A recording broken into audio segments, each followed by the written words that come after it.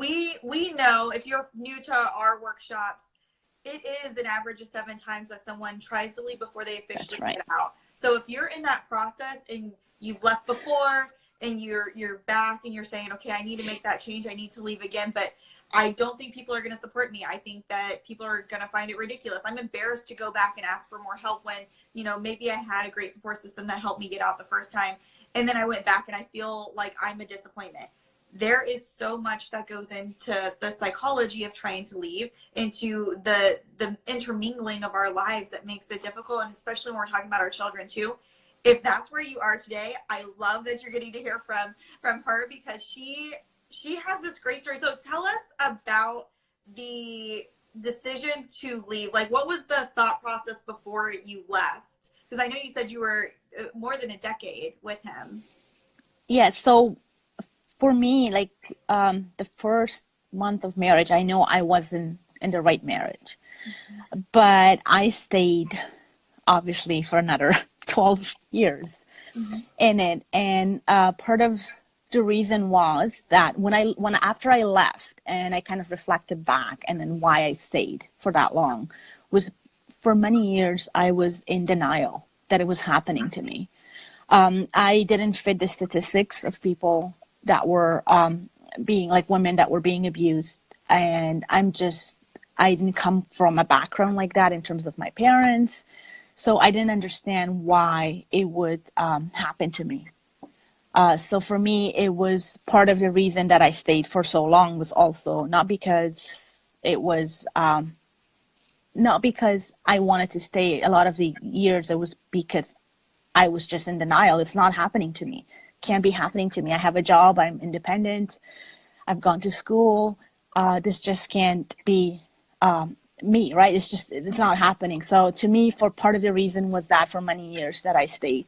And then after that, obviously I ended up having 2 kids in the process, which just made it harder and harder. And every time I had a child, I was just like, oh no, there goes my dream of leaving. Because like I said, from the first month, I had that hope that I'm going to leave one day. This is going to happen one day. This is going to happen one day. So every time I had a child, it felt like, oh, there you go. My hope was broken. Because it's like, oh no, now I have to rethink the whole thing again, what I want to do with it. So that was a lot of the time for me why I stayed. I know there's a lot of people that they stay because they want to change the person. That wasn't really something that I knew I wasn't going to able to change him. So for me, it was just a matter of finding the right time. Now, I don't suggest that you stay if you feel you're not safe for that long. For me, that wasn't the issue, right? I knew it wasn't a lot of physical, so I knew I was safe. I was okay in the house, but I don't recommend that to anybody, because for me, I wanted to have a plan before I leave. So that's why I was staying, so that I can come up with the right plan to leave. I love that. Well, tell us a little bit about making your plan, because I know that's where Make It Happen Services came from. That's right. How did you come to that step, saying, okay, so not only am I going to get out, but I'm going to start a whole new business? And did he know? Did he know that was what was going on?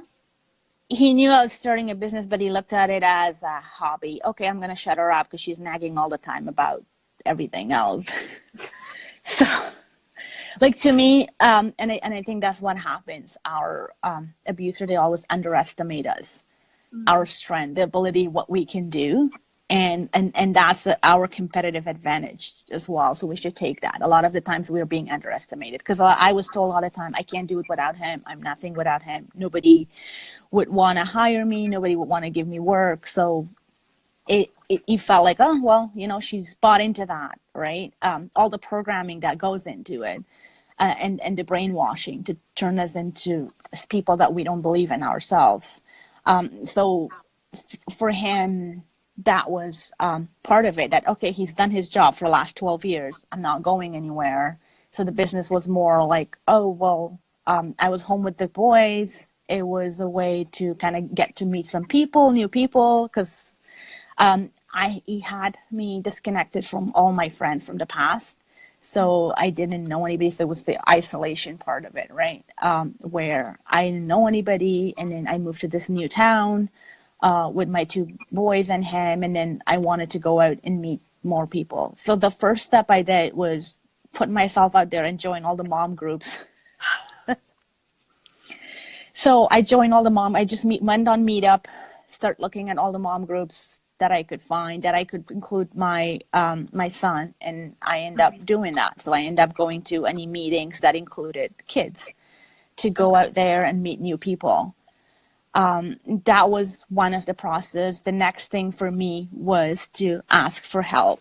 So one of the mom groups here, where there was a support group, I end up kind of sharing a bit what was going on with my life, and I got some therapy sessions from them in terms of what was going on with me. And in those therapy sessions, I came into terms that I should stop worrying about my situation at the time, what was going on, and focus on what I want to work on, like in terms of what I want to work on for the future, working on myself.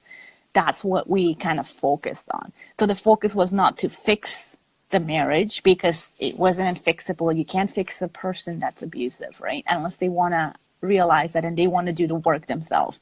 I couldn't change a situation. I couldn't change him. So I had to do something to change myself and kind of grow myself as an individual, so I can go and change the situation on my end and just walk away from it. That's amazing. Just to think, I love seeing you get excited. I can see like you're, yeah, we did it. Oh man, I love that. I love the idea of, instead of sitting there and trying, because you recognize that you weren't going to fix him, but that you had to fix the situation. So you went all in on, I'm going to work on myself. I'm going to change what I'm doing, and I'm going to find that way out. That's just brilliant, like mind blowing. Thank you. Because it makes so much sense, but we don't default to that, right? We always default to, or if it's, I'm going to fix myself, it's, well, what am I going to do better next time so that I change the reaction, I change the, that's right, the circumstances and the consequences that come from things, versus, you know, kind of saying, you're here and you're not going to change, but I'm going to focus over here. And that was your catapult. I love that. Well, to be honest, I couldn't have done it on my own. I needed the help. Like, I needed the other perspective, because when you're in it, it just becomes part of your normal life. I'm just like, well, it is what it is now. I'm going to leave one day, but I didn't have a plan in place. Like, there was no goals in terms of how I was going to do it. It was just the hope of leaving one day, but nothing else, which got me for 12 years because I had no plan, right? It's just working with somebody and coming up with a plan, and in terms of how I want to work on myself and what were the things that was taken away from me, and kind of putting that back in place. Like me going and making new friends. And for me, that was taken away. Exercise was very important for my own sanity. I had 2 young kids that time. So incorporating that in a way that it didn't really affect my schedule. So it wasn't that I had to find somebody or I had to ask him to watch my boys. I would incorporate them into the stuff that I did. That's wonderful. So you said Meetup. Meetup's how you kind of connected with a bigger group of, you know, mompreneurs and things like that? So it wasn't necessarily, they weren't mompreneurs, you're just mom with kids. And then I end up coming across this local support group for moms in my community here in Canada. And that's how I end up getting connected for therapy sessions. Again, I didn't have the money to pay for therapy, and it was free therapy for moms. So I mean, it wasn't really like their focus wasn't like a women's shelter or anything. It was more moms overwhelmed with their kids. But obviously I had bigger issues than just being overwhelmed with my kids in my life at the time. In terms of the business, we worked together. I have worked in the past before I had the business, and then I decided that I was going to stay home after my second child. And that's when things got really worse, because now he looked at me as I wasn't contributing financially, and he made all the decisions in financial wise. I wasn't bringing the money. I couldn't have a say.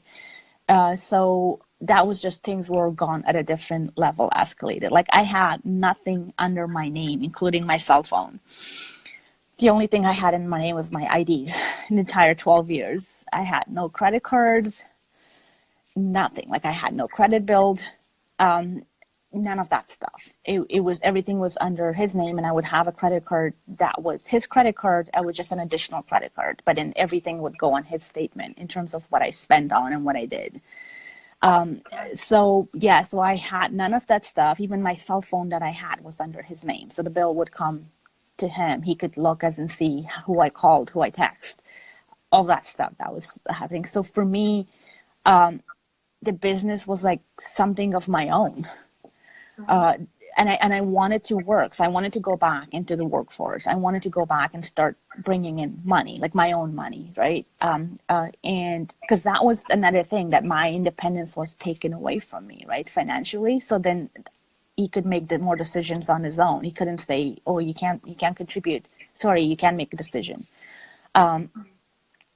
So for me, it was, I had to come up with a goal with my therapist to see how can we bring independence back. How can I do something that, again, doesn't involve me putting my kids in daycare, because I wasn't allowed to do that, Right. Or for asking him to watch my kids. So I had to come up with something that working around their schedule. And I wasn't even allowed to work like at Walmart, at a grocery store, or anywhere, because it wasn't good for his image. So if, God forbid, somebody sees that, knows him, sees me there, that I'm working there. So also I had to, so basically in terms of how I did the business, looking at my past experience, my education, the skills that I had to bring in the table, and then looking for something with minimum investment, because I didn't have any money. I had a laptop, I had access to internet, but I had no big amount of money to put in a business. Right. So for me, that I thought something like what I'm doing right now would be a perfect fit. So that's how the business was open at 11 o'clock at night. I just am amazed by your grit. Like you're taking these situations that other people look at and go, I can't, and I'm getting no after no after no, and you're just finding these ways around to where no is not an answer. No is not something I'm going to accept. Like, where does that stem from? How do you build that up, especially going through psychological abuse for so long and being told that, you're not independent, you're not going to be able to do this. We're not, this is not the path that you're going to go down because I'm dictating it to you. Like, where does that grit come from? I don't know if it's a good way to say it, but I think it was part of me was like, I was going to kick his ass. It was proving myself to him that I can do it, even though it came from a negative, place. Mm-hmm. It was the motivation was from a negative place where it's like, okay, I'm going to show you that I can do this. I think part of it was from that. And then like, I had it all in me. I just needed a little support. I needed somebody to give me a bit nudge or give me a little direction. And that's what my therapist was able to do. I love that. And I love that you were able to go out and find community, even having 2 small kids. Those are things that we take for granted, at certain times in our lives, that it's not easy, or, you're trying to find ways where you're not getting babysitters, but there are groups of women everywhere now, and we're more connected than ever with social. And just hearing you say like, I found a group of women and I didn't have to put my kids in daycare and I didn't have to find a babysitter. And I said, fine, we're all going. And this became like your family connection and getting out there and taking away that isolation so that you could get those nudges and keep moving forward. That's so refreshing. And like you said, they underestimate us. I had to write it down, guys, because this is cool. They underestimate us, and that could be our competitive advantage. Like, what do you say after you say something like that on a workshop? You're messing me up. All right, guys, I'll see you in that webcast. Like, that's all you need to know. But it's just so amazing to think about, because you're taking, like you said, the negative of, I'm sick of it, I am frustrated, there's this anger, there's all this welling inside of me that we use in 2 different ways. We either let that kind of weigh us down and start to feel like there's no hope and start to feel like there's just nothing we can do. And those thoughts come, I'm sure, right? Yeah. We've had those thoughts in between, but then taking and saying, okay, I'll match you that. I'm going to use that in a positive way, in a way that's going to, promote my well-being and change the trajectory of my family. Like, that's exactly what what we try to talk about here at Remind Her Movement. I just love that. And I love seeing it. I love seeing you do it and get on a webcast. Thank you. And guys, when we first talked, she was like, I don't really talk to survivors that much. It's not like my thing. I'm like, it doesn't matter. They need to know everything about what you're doing because there's so much hope.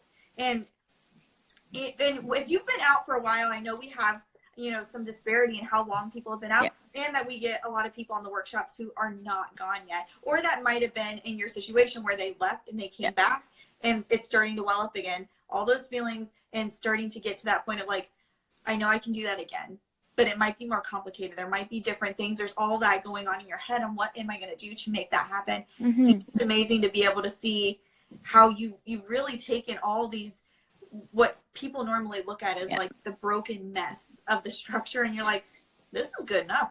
I've got what I need. Just watch me do it. Like you said, kind of proving it to him.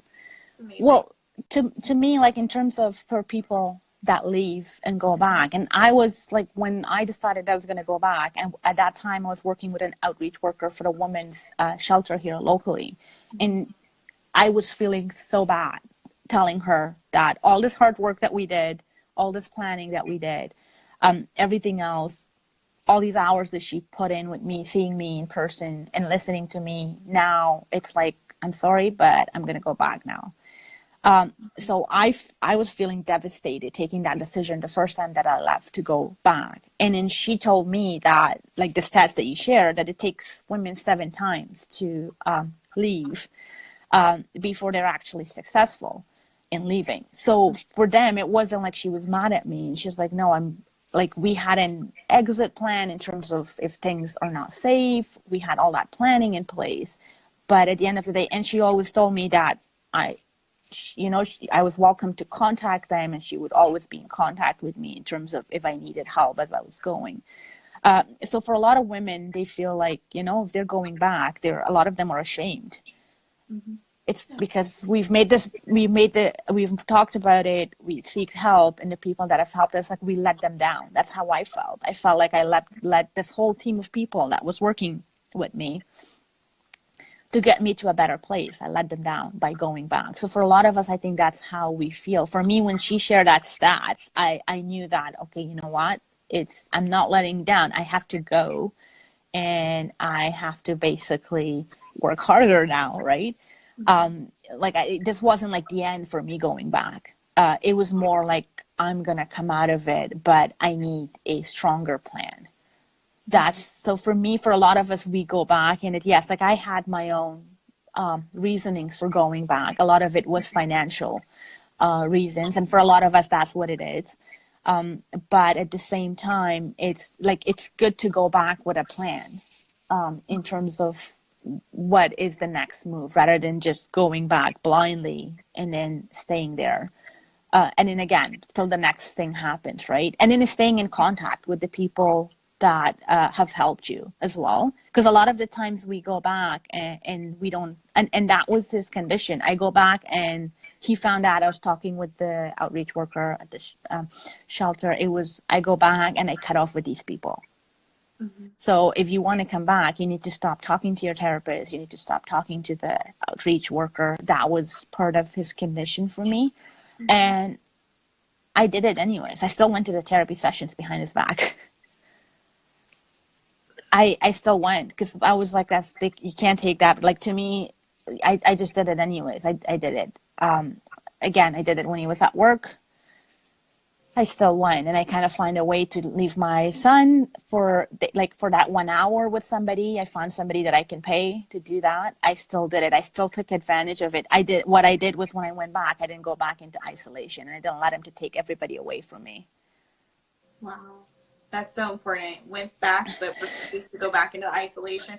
But that was a part of your plan. I mean, you were so intentional through the process.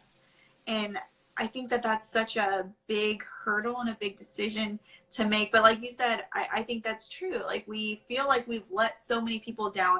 Are we disappointed them? So even if people aren't turning their backs on us, when we go back, sometimes we start to turn ourselves because you're like, there's just so much embarrassment and guilt. And that's normal. If you're going through this process, if you're just now leaving, I don't know if you're years out of leaving, there's that guilt holds on to you, right? Like the fear is a liar. Yeah. The guilt is just a part of the lie that comes with it, to where there's nothing wrong with what you've done, but you've been in circumstances and you have the power to come back out of it. Why don't you tell us this one thing? Because I think the piece of you that just blows me away and just like fills me with so much passion about it is just your ability to become your own advocate. And I know you said some of that was community, some of that was seeking, you know, therapy and things like that. What advice would you give to somebody who's at that point going, I need to do something, but I don't know how to advocate for myself. I don't know how to stand up for myself. I don't know what that would even entail. To me, honestly, I know, like I talk about the community, it had to be me knowing that I have people behind me, like in terms of, like I couldn't have done it on my own, even though they weren't physically living with me in the house. But I knew that if something happened, I had somebody that I could text to. I had somebody that I could call to. So that gave me more the courage, knowing that I have the right people. Because for a very long time, like for 12 years, my family didn't know what was going on. Mm-hmm. So I never had them. I never mentioned anything to them. It was just me on my own kind of dealing with it. So for me, once I had that support group, it was easy to kind of go back. So it's like, oh, even if I stand up for myself and it's going to be this huge blow up, and things will be thrown at the wall and all that stuff will happen, I still have somebody that I can go and talk to, where in the past I couldn't do that. It was just on my own. And also I think once I had the business, the focus was changed. Like I had this thing, right, where I'm just like, okay, whatever that happens, I'm going to stand up for myself. I wasn't giving him that much, probably the attention, like even like in terms of the situation itself. My energy was shifted towards something else. I think it was something more positive. So for me, all of a sudden I had something of my own. It was like, oh my God, this is the only thing I have. So that helped me as well. But in terms of to even get to that point was taking that first step and asking for help. I think a lot of the time we see asking for help as a weakness, or we don't want to bother people. Like right now, people are busy. Oh, I don't want to say anything to my friend, or they're going to think I'm crazy, or they're going to judge me, right? Where I've never had that issue in terms of people judging me or not. And that's why I think in the beginning, I started with people that don't know me. I went to a therapist. They're not judgmental. They're not a family member. They're not a friend.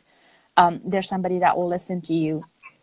So it's just like taking that first step and asking for help. That's very important, because a lot of us, we have this in us to stand up for ourselves, but it's so many years of abuse and this stuff that is told to us. It just dies, right? But you just need the right person to kind of help you revive it again. Wow. That's awesome. And I think you're right. Like that first step of just asking for help can be scary. And just taking that leap of faith and kind of ignoring all that's going on here and just saying, I'm going to ask and we'll see where it lands. I think that's so brave. And that's such a good lesson to teach everyone. Very cool. Well, why don't you do this? I know I've taken up a bunch of your time and I could have you talk forever. It would never stop me. But let's do this. Why don't you give us one survivor strategy that you want everyone who's watching this to take today? So for me, it was journaling. Okay. And it's just writing my thoughts in it, because when you're in it, you're all over the place. You're overwhelmed. And also when you're in it, you're not thinking straight. The minute you start writing it down, you see what's actually happening. And you also realize that, oh, these are the things that I'm putting up with right now, and these are not okay. So for me, journaling was a big step as well in taking it. I've never journaled. I'm like, why do I need to write my thoughts? It was, at first it was just like, this is so weird. I'm talking to myself. That's how I felt.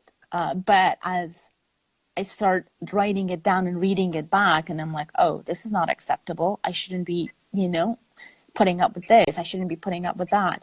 And it also like writing down your feelings, how you feel about it. So that, to me, I think that's a big thing. I know we didn't get into that because we can go on for hours, but yes, that's a big, to me, that's a very good tool to have.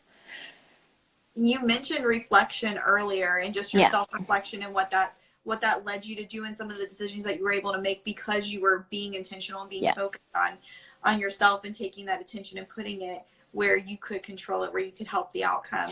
And I think journaling is part of that too. We're talking about being in it and everything flies at you, and you're in this cycle of just constant, movement, and it's good and it's terrible, and it's good and it's terrible, and you get to that. So I think that's interesting to talk about journaling and be able to take that step back out of it. And like you said, actually writing down not just what's happening and what you're dealing with, but what's the emotion, what's the response in you, because that's kind of what we ignore, right? Like, I've been told everything that I'm thinking, feeling, doing isn't right. They think that they need to tell me how I should feel, how I should react, and they're kind of controlling the entire narrative. But when you take a step back and go, okay, how did I actually feel about that? What was my actual reaction? That's when we start getting into that gut and that subconscious. And this is what is actually happening. And this is my initial reaction before I start to bury it to handle the immediate in front of me. I think that's so impactful. That's right. It is. And what about your reminder? I know we talked about so many different topics today, but could you give us a 1-sentence reminder, something somebody could write down on a Post-it note, put in their bathroom, put on that mirror, put it on the fridge, that thing you want them to remember if they remember nothing else? Like I mentioned before, it's about like asking for help is not a weakness. So you're not a weak person if you're reaching out for help. So much courage asking for help, but we think it's a sign of weakness. It's a sign of, need, and that's somehow bad. But it means so much to know that you're recognizing things and that you're willing to take that stand. You're willing to advocate for yourself, but advocating for yourself, like you said, starts with asking for the help that you need to achieve. That's amazing. That's right. Well, tell them too where they can find you on Instagram and Facebook so they can follow you and see all that you're doing. So you can find, my business name is called Make It Happen Services, and that's where you can find me on Facebook and Instagram. The content is mainly my business related. You can just kind of watch my journey as I'm growing my business. But I don't share much about the stuff that I talk about here, but feel free to basically follow me there. So it's Make It Happen Services. That's for both platforms. I love that. And we'll definitely be there to celebrate all your victories and keep cheering you on, because we know that that's so important, in our community of survivors. Even if nobody knows, the fact that we know we can connect on that level and celebrate those victories, we know there's such an accomplishment. There's always an accomplishment when you're running your own business, but just to see, kind of know that backstory, we're so honored that you've shared it with us. Oh, thank you so much for having me. Of course.